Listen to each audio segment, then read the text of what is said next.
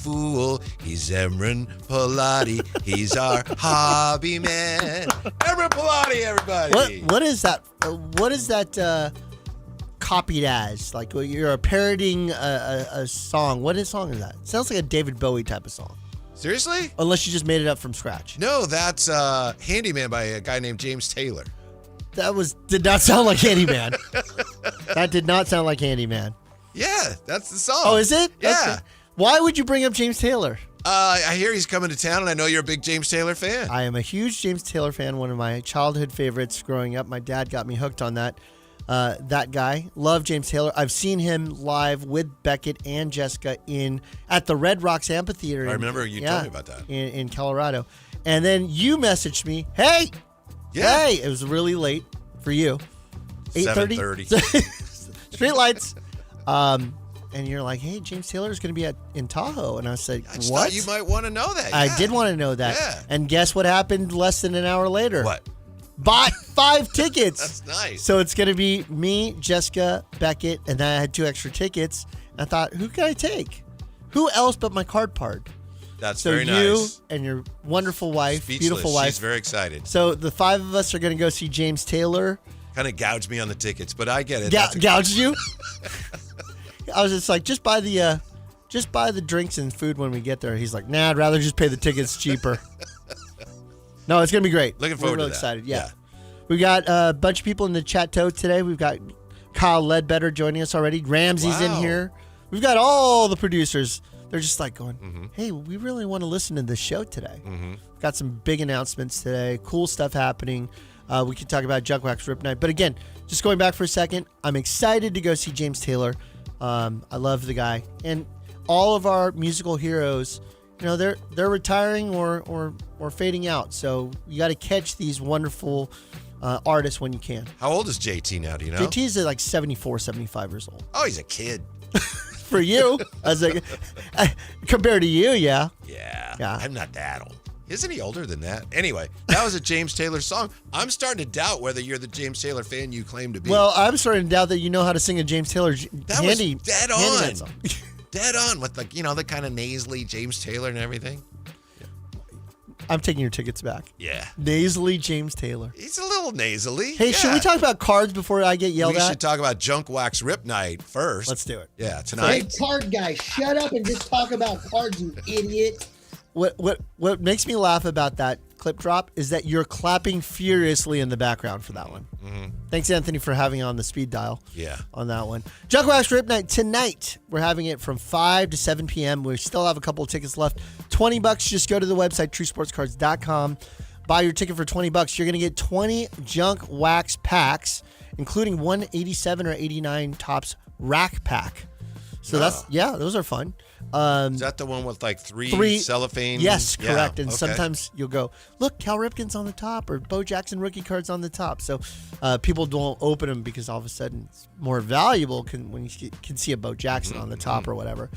And then that's 5 to 7. Matt Noakes is flying in today from San Diego to come and join us. Mr. Junk Wax Rip Night. Yes, now, that's right. We have a box on the exterior of the box of 88 Tops. It has his picture of his card with his Topps rookie cup on there. So he'll be signing that, hanging out with everybody. We'll do some pizza. We'll do some sodas. We'll do some giveaways. And I'll have Junk Wax boxes for sale. I have a question. Yes. What if someone's coming to Junk Wax Rip Night and when they signed up, they didn't realize, the 49ers are playing? Yeah, I mean, these are choices you have to make. We have the Niners playing tonight and whooping the Seahawks butt tonight live on TV on our 75-inch screen. We'll be blaring that, having a great time opening Junk Wax Rip packs, as well as watching the Niners beat those Seahawks tonight. Remember, in your store last Saturday was like a sports bar. I was in there, and the Rams were playing the Panthers, and it was a thrilling finish. And people were watching the game and cheering, and almost everybody was cheering against the Rams. And it was pretty cool. I mean, everyone. It was just a really good vibe in there. Yeah, and it's a 2 hobby box minimum to sit and watch the game. So, is that all? Bring the credit card, guys. Nothing for free at True Sports Cards tonight. Well, that's the way it goes. Come and have a great time, and I think that I'm just it's weird because we're going to have a great time, but I'm also nervous. I sure was nervous last week after watching the Niners 2 weeks ago throw that dud against the Seahawks. So, let's get through this.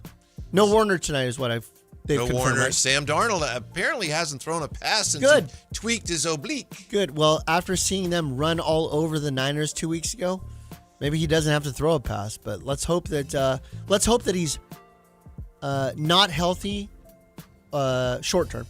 I never want somebody to be hurt long term. Just short term. Yeah, just be hurt today. Yeah. Yeah. You hope he's just in misery Yeah, today, but I then hope- tomorrow feels great. Yeah, I hope that when his off season begins. This is Darnold in the playoffs. He's had not great years in the playoffs. Great regular season, but we'll see what happens. Yeah. And I hate to start with something so special that normally you might save for later, save the treats for after your dinner.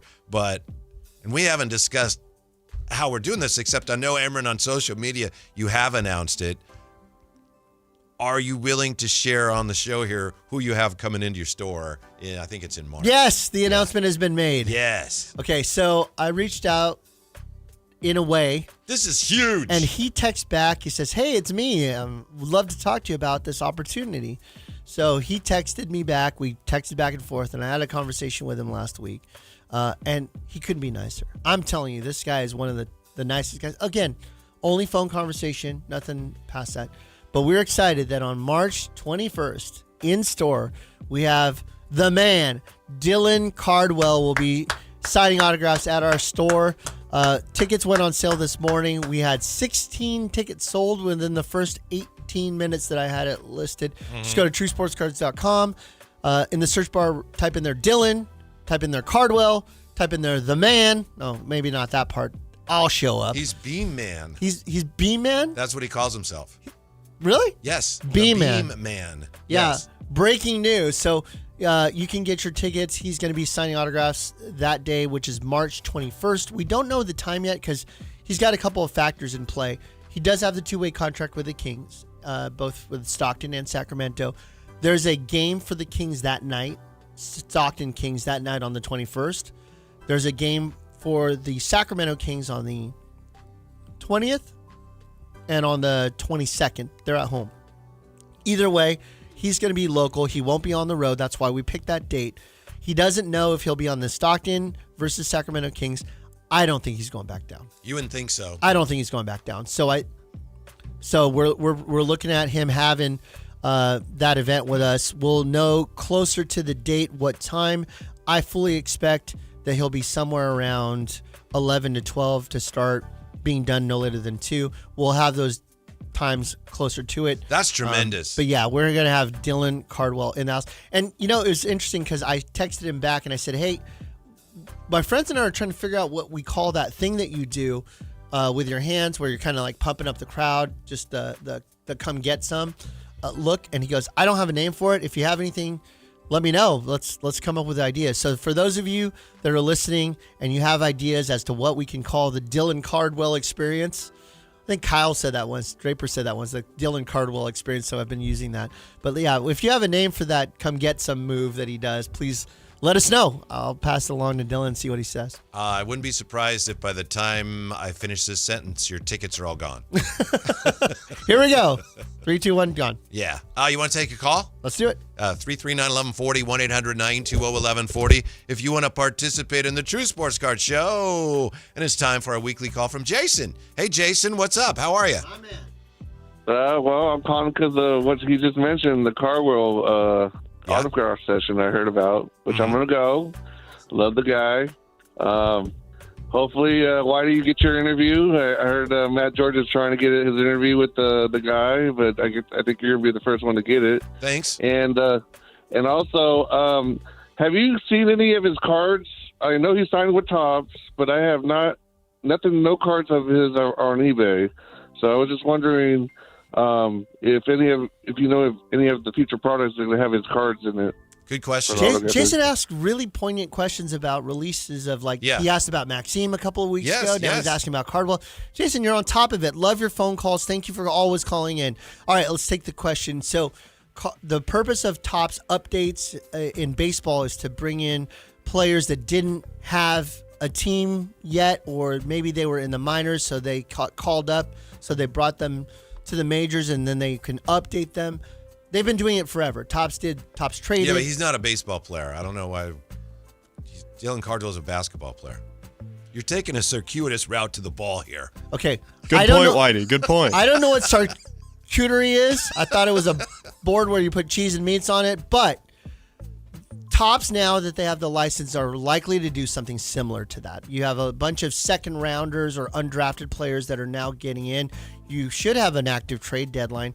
Of course, because the rosters are 12 deep, not 26 deep or 52 deep, like in football, there's less movement, but there's going to be updates and there's going to be like variations. I think that there's going to be an update because you have players that are making a difference, like Precious in the Kings uniform or Cardwell. So as far as we know, Dylan Cardwell does not currently have a card. No, but we expect that if Topps has an update, which it looks like they will, he will have one in there. And I think the update set is probably where we will find, unless they wait till next year, the LeBron James patch cards from the patch that he wore. He started wearing that. That's got to go somewhere, right? Yeah, exactly. And maybe they wait till next season, but it could be an update. I don't think they would, because you already had Cooper Flagg have his patch. All the rookies did, and they did it early. I think they did within their they had to do it their first game. Now that I think about it, I don't even know why I thought it was different.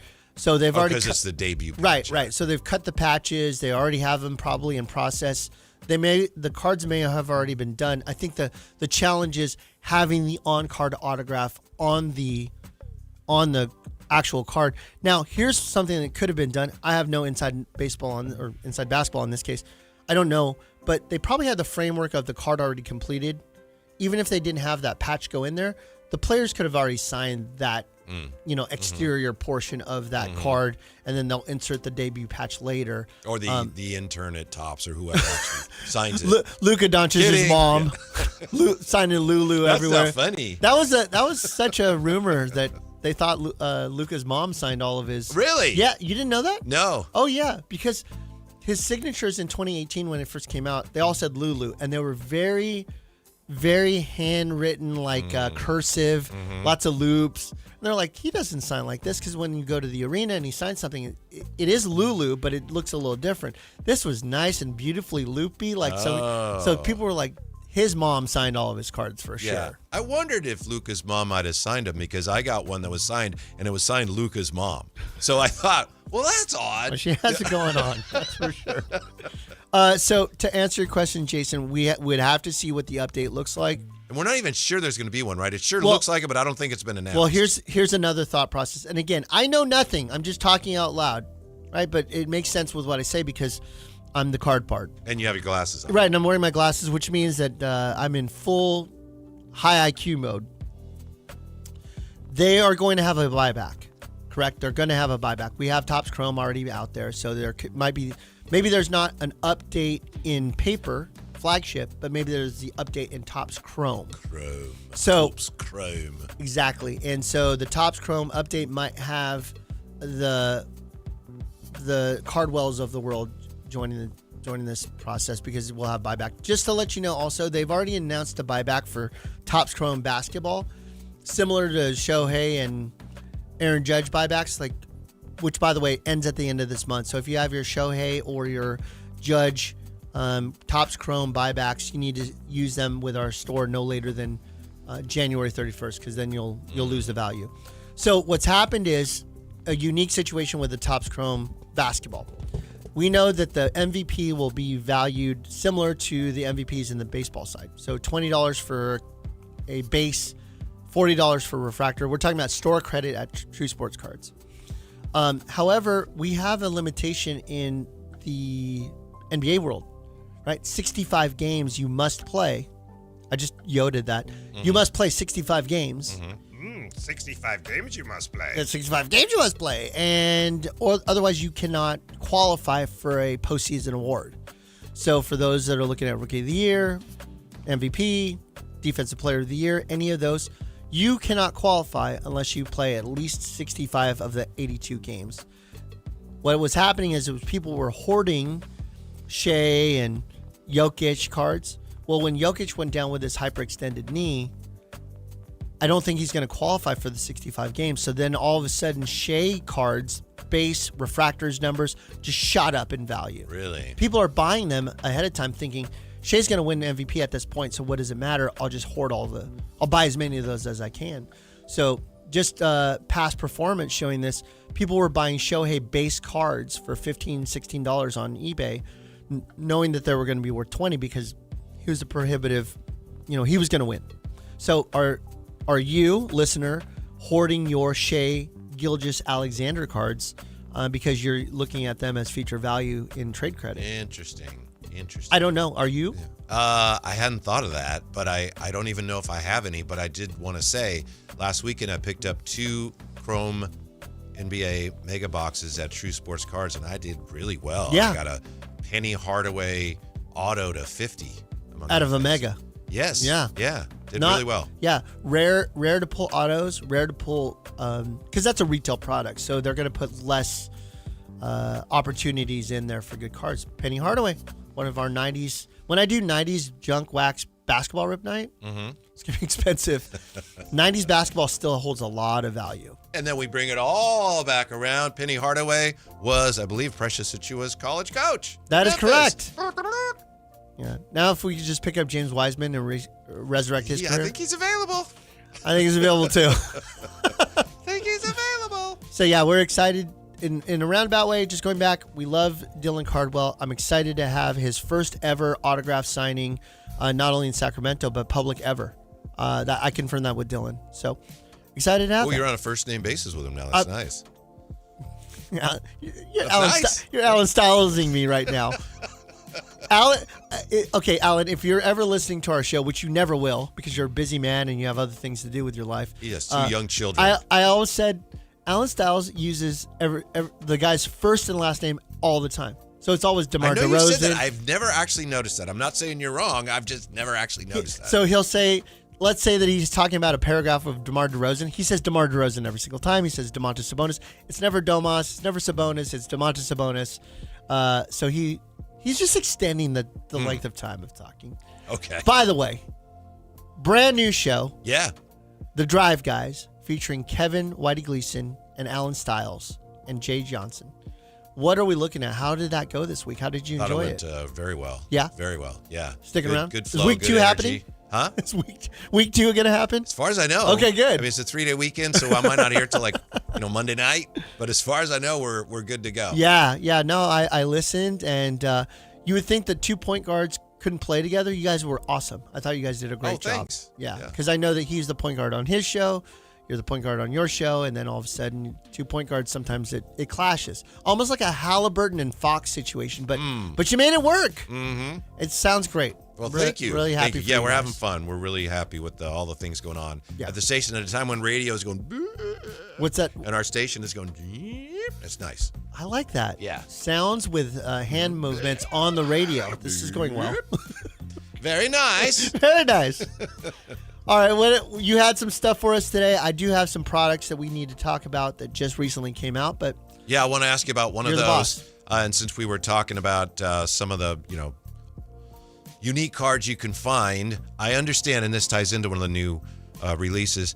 I understand that Bowman, is it Draft Picks? Bowman Draft has Dan Marino cards. correct. Bowman Draft Baseball has Yes. Dan Marino cards. What? Okay. What is going on? So this is the 3rd year in a row that they've done something with Bowman Draft. If you remember the first one, what was the first one that you saw? John Elway.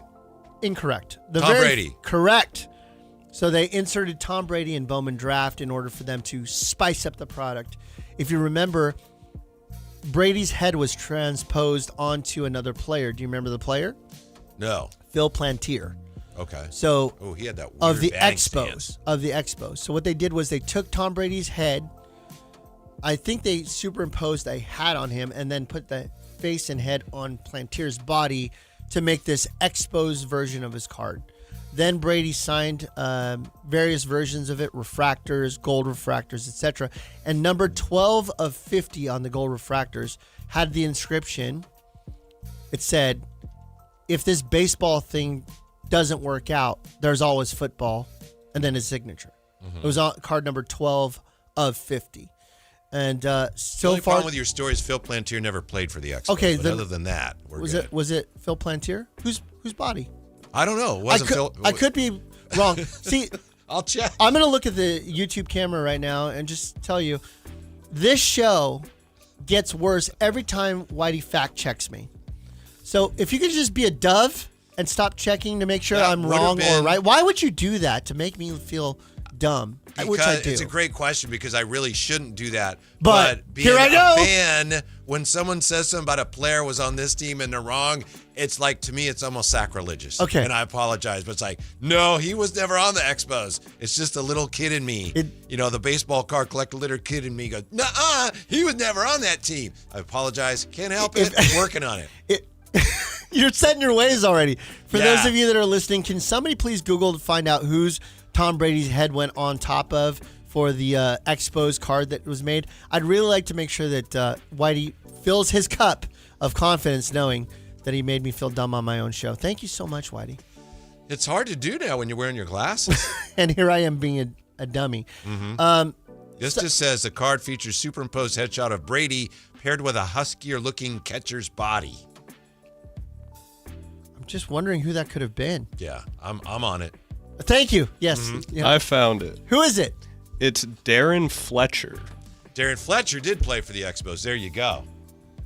Darren Who did Fletcher Phil was- Plantier? Is Phil Plantier a person? Yeah, he played for mostly the Padres, I think. Jeez. Yeah.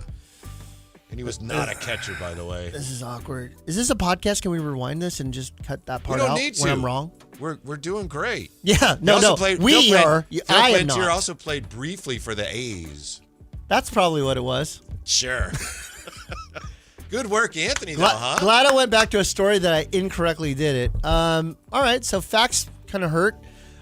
But The very next year, Yeah, they there you had go. John Elway, who was drafted by he played for Stanford, then he was drafted by somebody. I think he was going to be drafted by the Yankees? Colts. Yeah, the And then he Colts. didn't want to go to the Colts, He so got he traded, threatened to go yeah. back to baseball, and then ended up getting drafted by the Denver Broncos. Reason I bring that up, they used him in last year's product, but it didn't have the hype that it did with the Brady situation. The Brady one was like, oh, goodness, it's Brady. So John they had, Elway drafted by the Kansas City Royals, Hmm. later by the Yankees. and he was like, nah. There's a lot of great football dual threats that almost played baseball or almost played football. What does that have to do with Dan Marino and Because his current baseball card? because Dan Marino, this guy. I'm helping you. Are you? Yes. You're a terrible point guard on this show. You're That all- was a clean chest pass. No, it wasn't. Yes. He's like that. What does that have to do with Dan Marino? That was doesn't like- sound like a handoff. It sounds like a get to the point, dummy. That's what it felt like. I have issues. Dan Yeah. Marino was drafted in 1979 by the same team that drafted John Elway, interestingly enough, the Kansas City Royals. The card looks awesome. It looks like they did some sort of version of Dan Marino card, Kansas City, Yeah. fresh-faced, Mm-hmm. little Oscar Gamble hair hanging out both sides. But yeah, I'm thinking this is pretty cool. They didn't really mention too much about it. It is a brand new product, but I think it's pretty cool. And I think like there's it. some autos available in as well. Yes, there is. Yeah. Yes, there is. It looks like there's one here. Refractors and Looks variations. like they're showing the example. If you just sportscollectorsdigest.com has a picture of the superfractor of Dan Marino's signature. Yes, sir. Did you know that that's why Brock Purdy wears number 13 because of Dan Marino? I didn't know that. Yeah, because his dad was a huge Dan Marino fan. Really? Yeah, and then Brock Purdy grew up idolizing Marino just because his dad kind of like, he's the guy. And so that's why Brock Purdy wears 13 Where- in honor of Dan Marino. Purdy went to Iowa State, but where did he grow up? Like, I'm not sure. okay.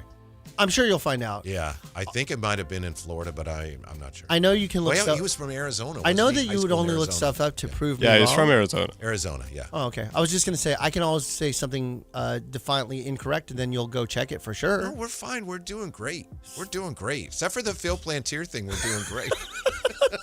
Except for your egregiously wrong identification of a player. Other than that, it's going swimmingly.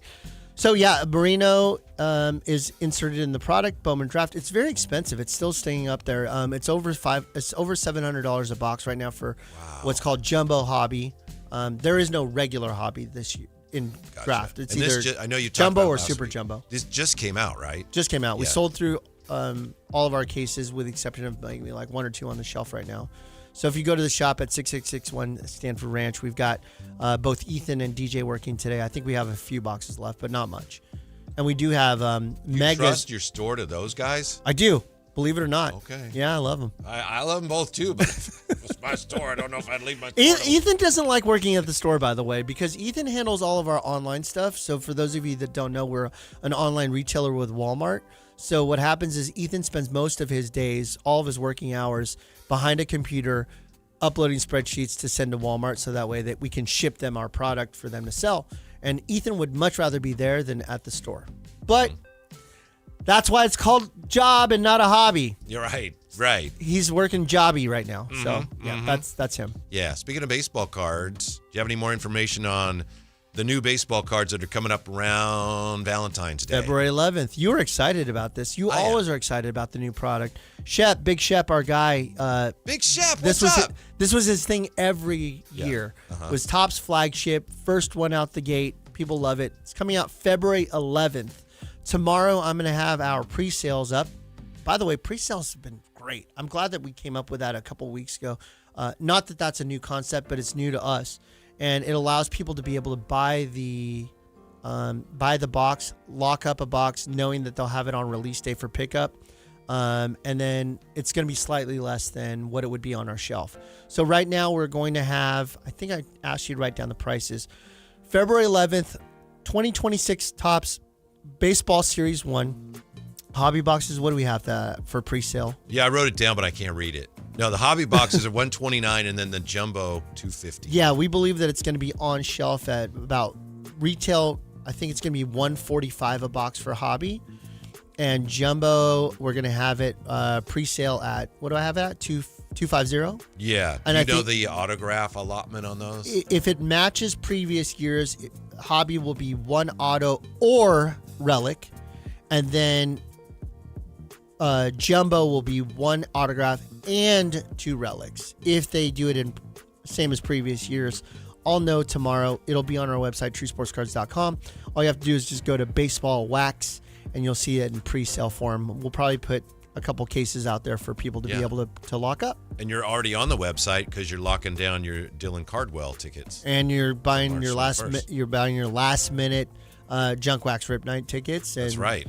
You're also buying your tickets to the Sacramento Autograph Expo. We haven't even talked about that. Yeah, that's February 21st. We've added some people since then. I think we've talked about it. We have 5 autograph guests.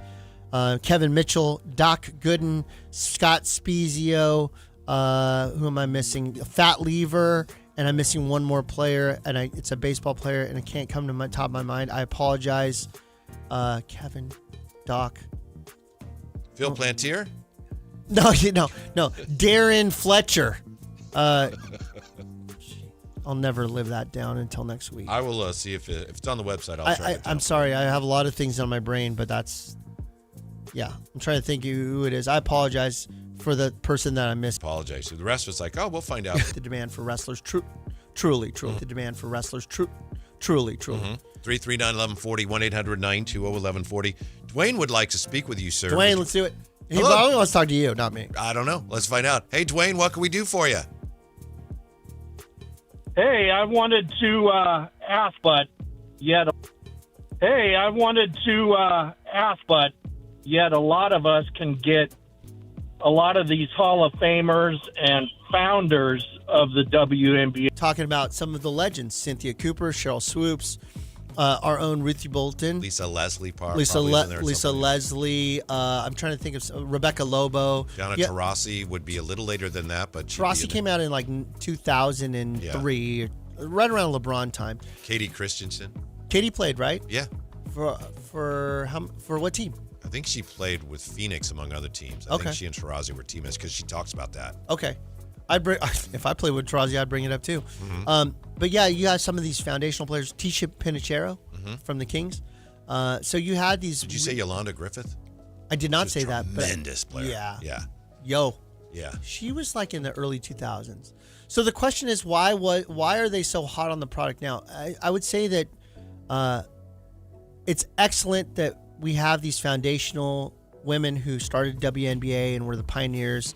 But just like male basketball, they don't get the recognition that they deserve. Mikan, Pettit, Kuzi, Russell. These are foundational players that we never saw play. You probably saw them play. I didn't. Never saw George Mikan play. You're like, you come home from high school. You're like, we got to go somewhere to listen on the radio.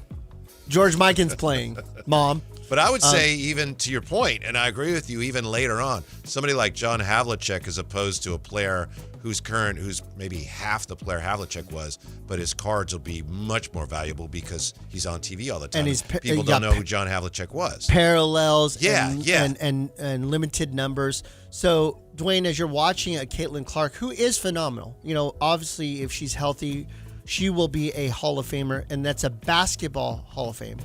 Remember, she will be joining if her career goes the trajectory it's supposed to. She will be in the basketball Hall of Fame. It's not a women's or men's. It's basketball Hall of Fame. You're looking at players now that are having serial numbered cards and autograph cards, stuff that just didn't happen with Cheryl Swoops and Cynthia Cooper and Ruthie Bolton. So you didn't have any of those types of cards, which has caused them to be inexpensive. Mm-hmm. So you'll see those players, those foundational WNBA players, now inserted into today's product, like Prism, etc.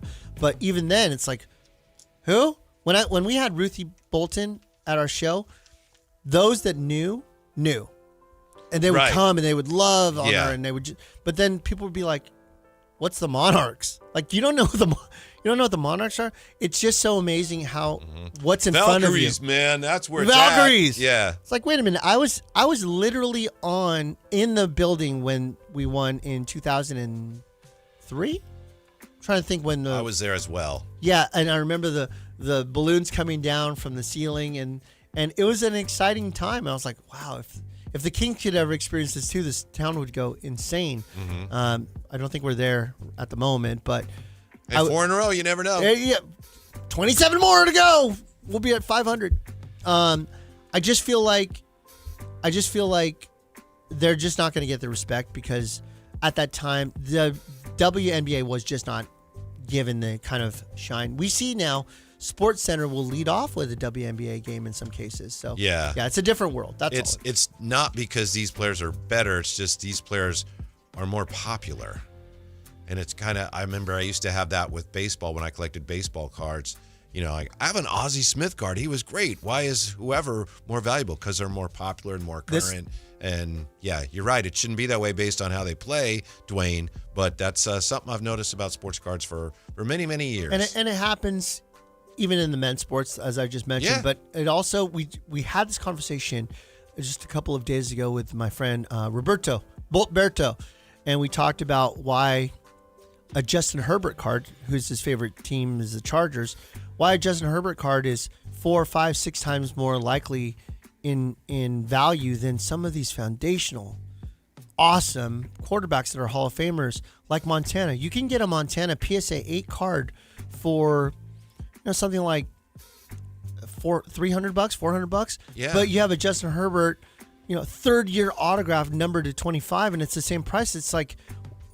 And today's collector would tend to lean towards the Herbert card. And you're like, what are you doing? Herbert's values, I haven't looked this up, but I'm guessing some of them just dwarf the values of a guy like, speaking of the Chargers going team to team, Dan Fouts. Right. Dan Fouts was phenomenal. Right. If you look at Dan Fouts' rookie card, I want to say it's 77, something like that. Same year as Theismann.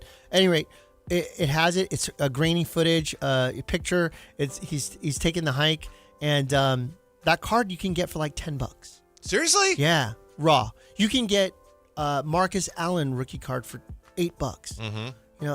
The value's in the grading, obviously, but like you can get foundational Hall of Fame awesome players for very little price. I got a Ray Guy rookie card for $3 the other day. Okay, it's Ray Guy. He's a punter. Rest in peace. But we're talking about the greatest punter of all time, Hall of Famer, $3, right? Or you can get something shiny camo mosaic, peacock something or other for $3. So like Ashton Ginty cards, rookie cards are worth way more than a Marcus Allen rookie card. Crazily enough, yes. Yeah, when you look at it, it's like, that doesn't make any sense. But no, it just has to do with right. how much more visible everything is now. Right. And you think about stuff, I'm a collector from the 80s on forward. I've never seen Willie Mays play, but I'm excited when I'm able to buy a Willie Mays 50s card because I love the history of the game, and I know that is one of the 5 greatest baseball players of all time. And if I could get a card, which I got yesterday, I got a 1952 Burke Ross Willie Mays card, PSA 3. It walked in the door. What's a Burke Ross? I don't know. It's a card that's like a brand back from the 50s. Okay. Very difficult to find. So it walked in. I purchased it. It's an exciting time for me to have that card. And what I love also about vintage and some of these older players is that vintage collectors will look at the card and not the grade in a lot of cases. So even though it has a defined price, I think it's just under $2,000 for that card on a PSA 3. You selling it? You keeping it? Everything's for sale. Yeah, except for my Jordans. Other than that, and my LeBron Golds, I'm willing to sell all of it at the right price, because if somebody's going to buy it and they want it in their collection, who am I to stop them if I have the ability to make them happy with their collection too? Well, yeah, that's great, but if I didn't know you would keep it. There's nothing wrong with that. But listen, it didn't exist in my ecosphere until it walked in yesterday. Right? I didn't think about it. It wasn't like I was like, I want it. It's okay. You can sell it. It's fine. It's a Jackson. It's like your Jackson Merrill that you keep bringing up constantly about how you gave it away or whatever it was. Or it was a Derek Queen. There was a card you gave away. You Derek bring up Queen every I week. sold in Mac Jones. You bring it up every week as if it's a sore subject. Yeah. Is it? No. You bring it up every week. So yeah, I would just say to you that blend the mix if you can in your collections. I think you won't regret it. I think if you listen to the show long enough, you know that I'm looking for you to really enjoy your collection, and nothing makes you unenjoy a collection, dislike a collection, than the ups and downs and crazy swings of values. If that's what you look at, like it's a stock market, I think if you put away buy what you like, but throw a couple pieces of GOAT vintage in there. You know what I mean? Buy an old Willie Mays, buy a Mickey Mantle, whatever it is that you can afford in your budget, but throw that in there. You won't regret it. I have a question for you. With the playoffs raging, I was at your store, as I said, last Saturday, and that was the day. I was looking at, among other things, some Drake May cards and some Caleb Williams cards. Does a card for a guy like Caleb Williams, does it go up with each victory? Like, he played that night. The night was in your store. They beat Green Bay. They play the Rams this weekend.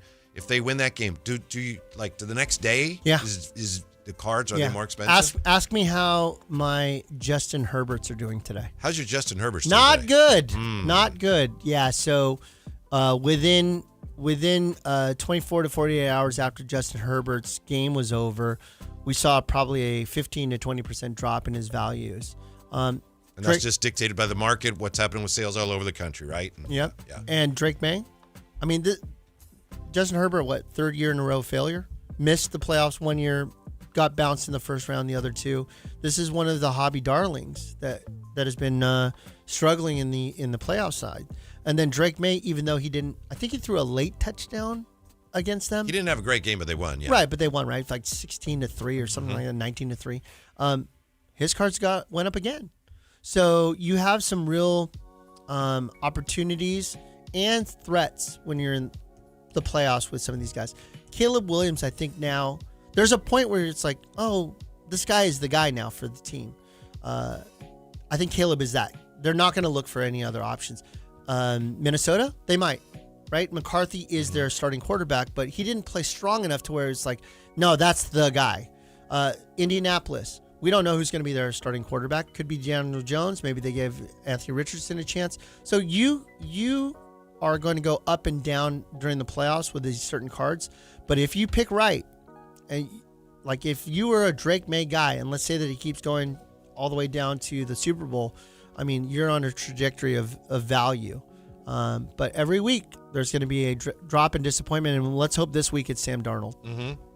By the way, Dwayne who just called. Thank you, Dwayne. He messages us with this. I picked up a Lisa Leslie Rittenhouse rookie card That's a tough for one. $4. He Yeah. says it just seems criminal. That's all I'm saying. Yeah, I get Rittenhouse, it. Rittenhouse is a brand that's really tough. When you get them in high grades, bring them into True Sports Cards. We'll help you get them graded.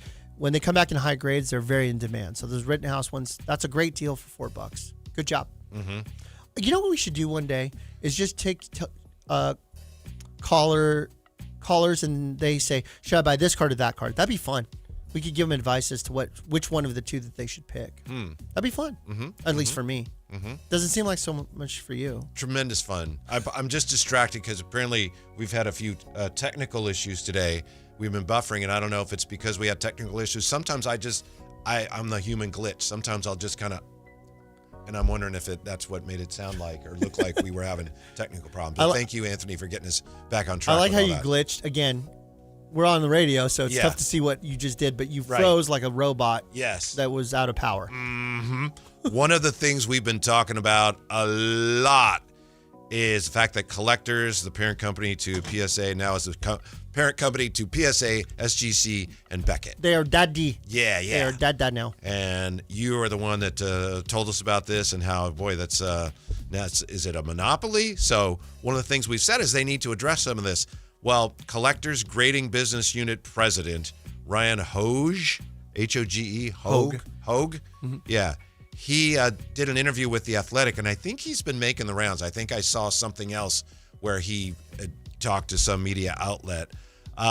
He says they still view the three trading card brands, PSA, SGC, and now Beckett. They still view them as competitors. The company, however, Emron, would not address concerns of a potential monopoly. The concerns had prompted U.S. congressmen to write to the FTC on the matter last month. So they're not addressing any of that. So hold on here. Yeah. Who made that quote?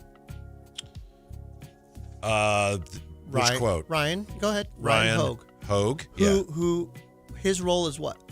He is the president of Collectors Grading Business Unit. Oh, okay. Yeah. He was the president of PSA. So I was just about to ask, why would the president of PSA be stating information for Beckett and SGC? So now the question becomes, is there a president for PSA now that Ryan got promoted? If so, is there a president for SGC and is there a president for Beckett? So if they are truly independent companies operating as competitors, then each one should have their own board. They should each have their own, right underneath one umbrella. Here's what he says. I don't disagree with it at all, but let's see what he says. He says, we want these brands to compete in the grading space. We want to see these companies thrive, but we also see each of them appealing more to certain segments of the market or offering elements that certain collectors value in their collection. We want to see collectors get excited to send cards to our brands for grading, and that doesn't happen without effort and intentionality. Is a word that I don't think I've ever heard. Word salad, baby. Word salad. Intentionality. Well, how do we feel about that? How do you feel about it? Do you feel excited when you said you Whitey, have sent very few cards in? Well, I know that for a fact. Yes. In fact, we graded one for you.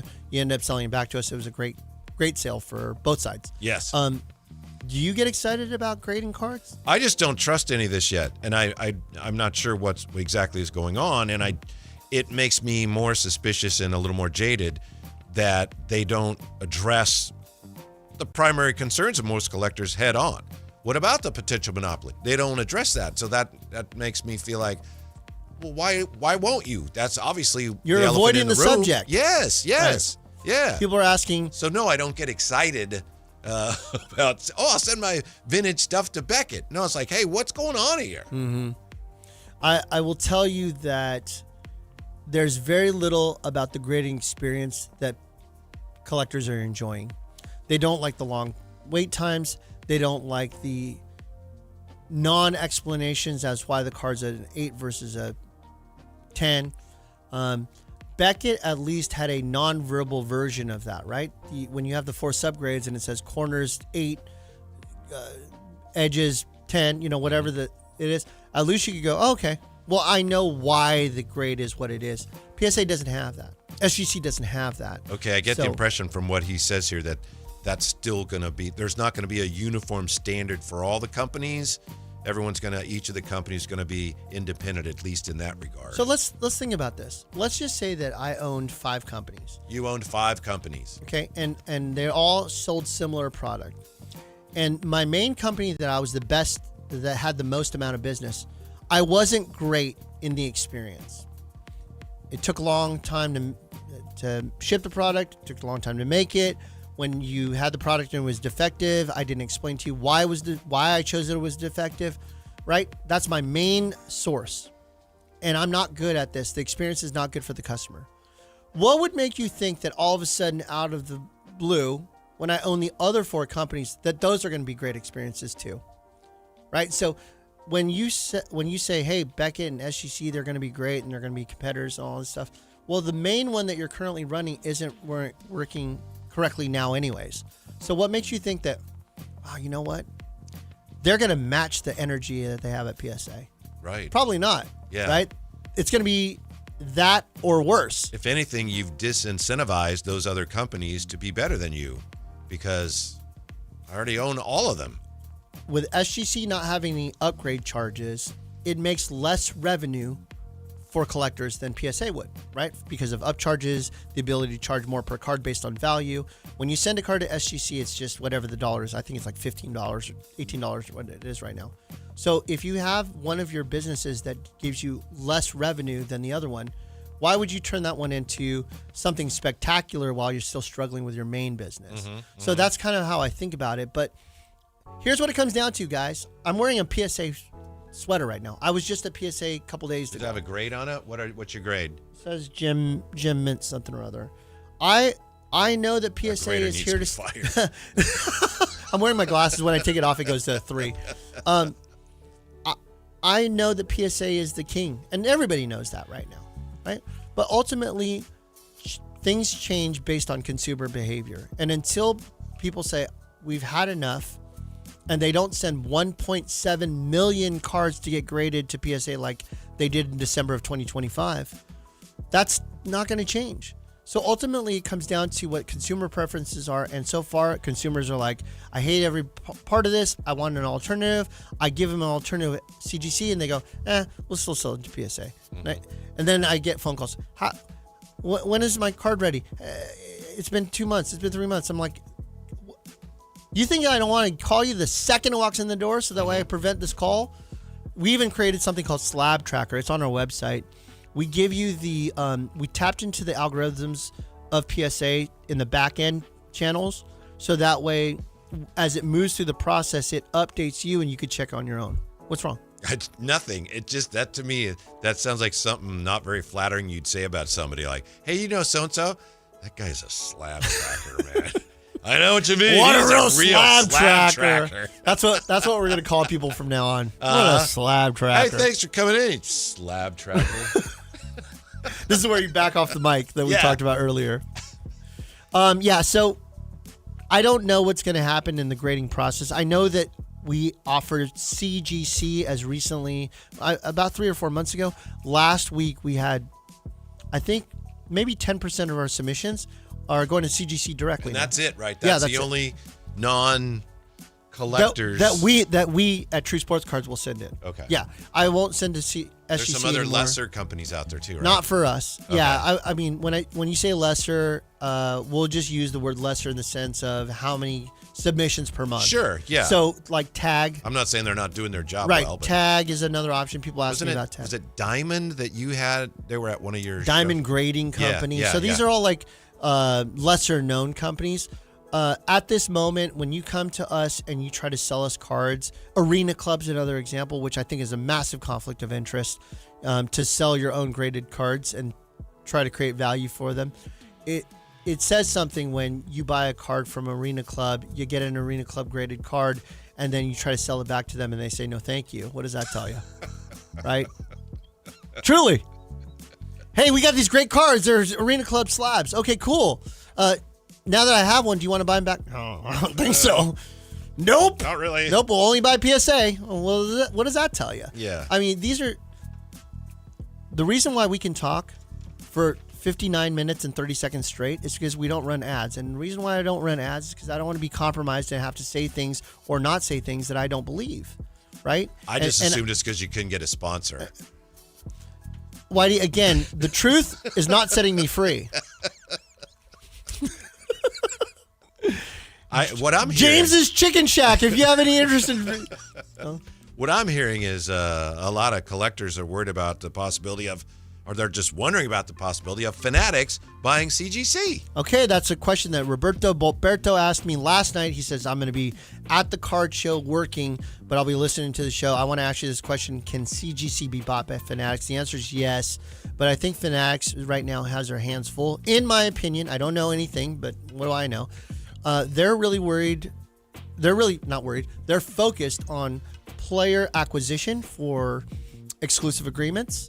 Now that Panini's gone, they don't have to really worry too much about, like, we need to sign them away from Panini and we need to do this like they did the last few years. Panini ain't gone. They're trying to hang in there. Panini ain't gone. Yes, you're correct. But I think that when you're locking up players, it gets really expensive. You know, I don't know what Tom Brady commands per year to be a part of the Fanatics universe, but it ain't cheap. I do know what the Joe Montana number is to make him a Fanatics exclusive. It ain't cheap. I know that. So as you add different players and adding, it's going to cost this much to get this player locked in exclusively to Fanatics for the next 2 years, 3 years, 4 years, and you're doing that for 5 or 6 or 7 of the active guys per city, per sport, it gets really pricey. Mm-hmm. So I think what they're looking at is, how do we make sure that we focus on that to give collectors the best autographs in-house? And one of the big focus that they've had is making sure that there's less redemptions as possible. So that would require them to have signings with these players in order to get them on the cards. I have a question for you. Speaking of Tom Brady, and we haven't discussed this, and if you would rather I not ask you this, I apologize. But, you know, we keep it real here. Speaking of Tom Brady. Don't bring this up. Okay, sorry. one of his stores just it's been talked about. Sure. And it's now open, and I honestly don't know where it is. It's somewhere in Doco. Somewhere in But one Doco. of his card shops is now here, right? Uh-huh. So what do you think? What's the next question? Yep. It's not too far from True Sports Cards, which is located at 6661 Stanford Ranch in Rockland, California, where all your hobby needs are available. Right. Yeah. So if you're asking me if he has a shop, the answer is yes. Okay. Gotcha. It just opened. But it's no True Sports Cards. We have a different model. Yeah. We have a different model. It's like, do you want to go to a store where Dylan Cardwell's coming, or a store where Tom Brady has some, remote connection to it? I'm with you. I'm just smiling. Looking forward to tonight's Junk Box Rip Night. Mm-hmm. Yeah. And we're looking forward to playoff games tonight. And I do apologize if you don't want me to ask that. But I don't care. It's been a big It doesn't matter hard to me. story in the news. It doesn't matter to me. Yeah. Yeah, I mean, I think here's what it comes down to.